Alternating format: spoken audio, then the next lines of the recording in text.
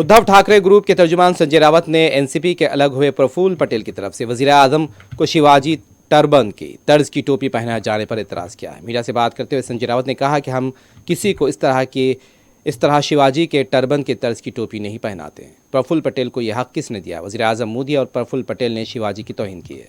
किससे पहनाया? जिस प्रधानमंत्री जी ने जिस प्रफुल्ल भाई पटेल के ऊपर दाऊद से रिश्ता है, उनका दाऊद के साथ व्यवहार है, उनका व्यापार है, उनका बिजनेस है, उनका इकबाल मिर्ची, वो नाम लेकर प्रफुल्ल पटेल के ऊपर हमला किया था नरेंद्र मोदी जी ने, हमने नहीं।